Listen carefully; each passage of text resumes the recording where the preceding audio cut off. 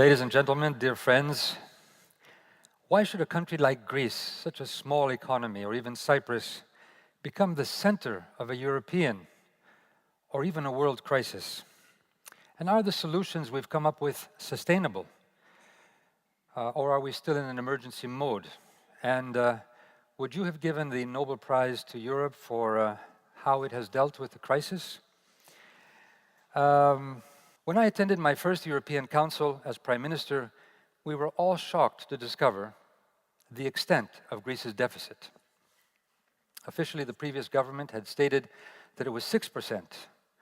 When I took office, I had the unhappy privilege of discovering that it was more than double that. In fact, it was 15.6%.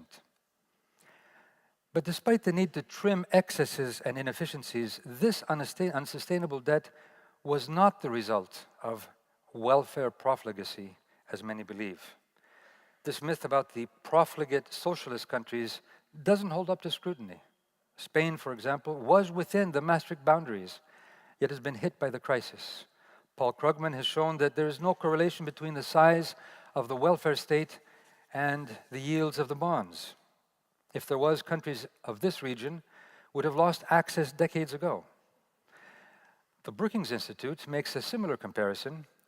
In a recent study, it found that if Greece were as transparent as Sweden, we would reduce our deficit immediately by 8%, 8% points of GDP.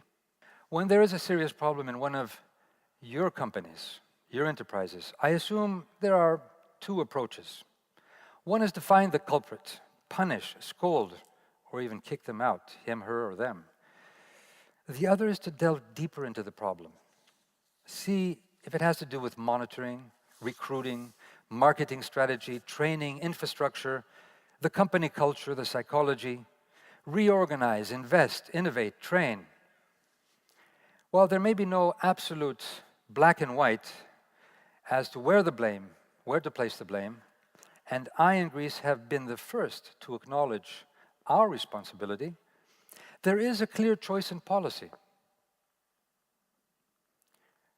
Unluckily, Europe leaned towards the first choice. Greece, according to the stereotypes, was the lazy, ouzo-drinking, Zorba-dancing country. You're always welcome to come and drink ouzo and dance Zorba. The truth, however, according to the OECD statistics, is that we work more hours than any other country in the European Union. As the truth also is, again, according to the OECD, and in spite of mythology in European media, that Greece over the past 3 years has not made changes. We have made more changes and reforms than any other OECD country. We are number one. Let's just give the audience the clear picture, because in 2009, when you took office, nobody knew how many government officials there was actually on the payroll. And corruption was so widespread that patronage, bribery, and other corruption cost Greece 8% of its GDP per annum. That's right. Massive. Why hadn't responsible politicians stopped this chaos long before? I think one of the problems is that, I think there are two different problems. One is that, as I said, we came into the European Union as a country that had gone through dictatorships, wars, authoritarian regimes, and we weren't asked to make changes, deep changes in our administration. We were on the winning side of the Cold War. And secondly, I believe that over time, a lot of politics was captured by special interests.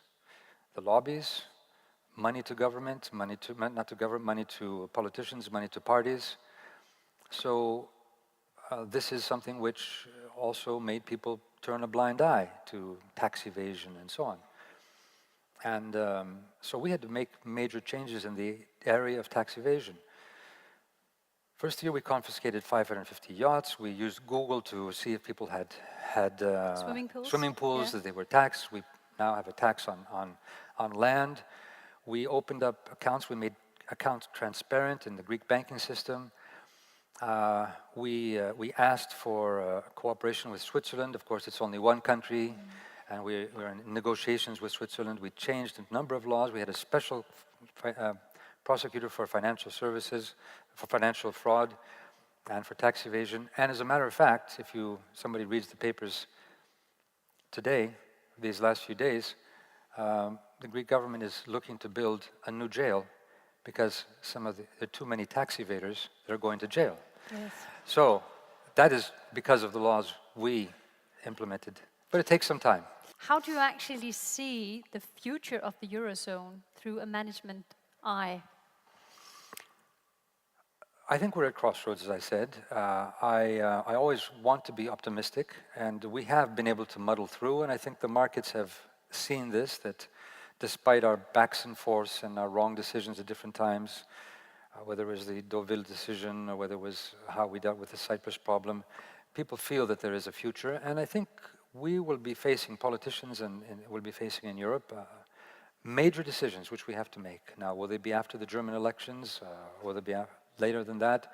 On a banking union, on deeper fiscal and economic monitoring, on more pooling of our sovereignty, but also on the political side of democratizing. Since we are giving up sovereignty, we have to democratize the decision-making process at the same time. Dealing with, secondly, a growth prospect and seeing how we not only force austerity, I would say fiscal responsibility would be a better word, but secondly, from a European-wide point of view, we could have a program of investment for infrastructure. We're talking about a single market. Eastern and Central Europe, Northern Europe have to be linked with Western Europe.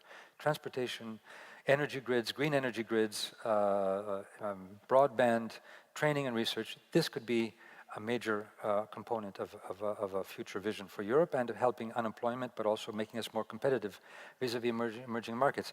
If we move in this direction, which I hope we do, I think we will be able to be out of the crisis. But so I think that it's understandable that there are questions from the business side about the risks. I always like to leave the last word to our speaker on stage. And if you had a good piece of advice, you're a political leader, these are business leaders, but one important vision, one, let's say, good advice, what would you like to leave the audience with tonight? Well, in these crises, I think that, which can be very quick, speed, they're moving very often beyond what our institutions, our national institutions can deal with. They are beyond our borders. We need to cooperate more. We need to find ways to communicate more around this. We need to manage our planet, if you like. And if we want to do so, we need to bring a sense of not short-term only profit, but deeper sense of values, of justice, of sustainability, if you like, which is your theme. And this means, of course, that this is where I think Europe should go too. That will bring us together. That will give us a basis on which, when we deal with a crisis, we know we have the resources, and we do have the resources to deal with them in a very ever-changing, if you like, world. Ladies and gentlemen, George Papandreou. Thank you very much. Tack så mycket.